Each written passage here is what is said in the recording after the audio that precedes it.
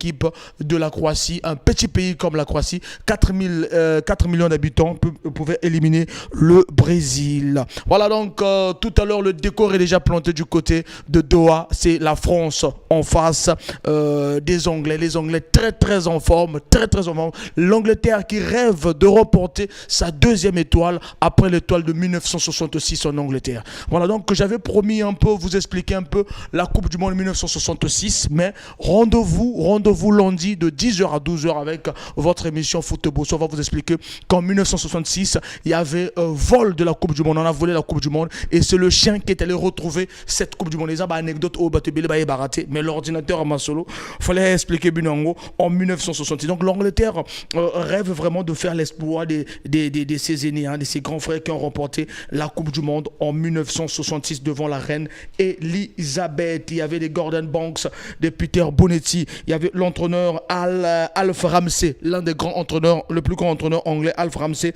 et le grand joueur de cette génération anglaise,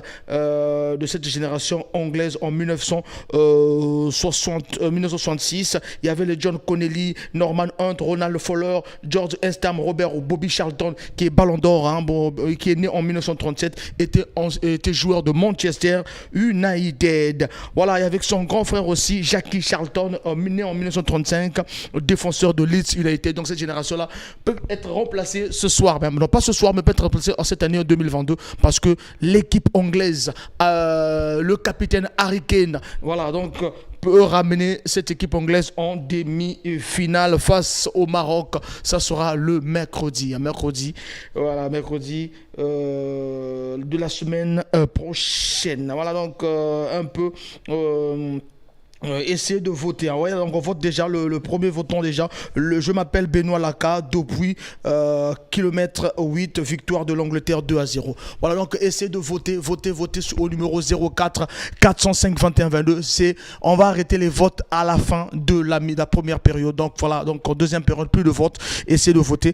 Mais le premier match, il y a eu des votes, mais personne n'a gagné parce que c'est Monsieur Gaston qui voulait gagner. Il a dit Maroc 2 et Portugal 0. Mais c'était Maroc 1, Portugal 0. Voilà, de l'autre, Monsieur Idé, Portugal 2, Maroc 0. Monsieur Ngoma Philippe, Portugal gagne. Monsieur Moïse Amawata, Portugal 2, Maroc 1. Monsieur Mabiala Fidel Aobombi, Portugal gagne. Ghislain Mossala, Portugal, Maroc, match nul. Tingui Kutsuta, match nul, Portugal, Maroc. Monsieur Tsikala, match nul. Portugal 2, Maroc 0, Monsieur Gaïta. Et de l'autre côté, Monsieur Ngoma Alain, Portugal, Maroc nul.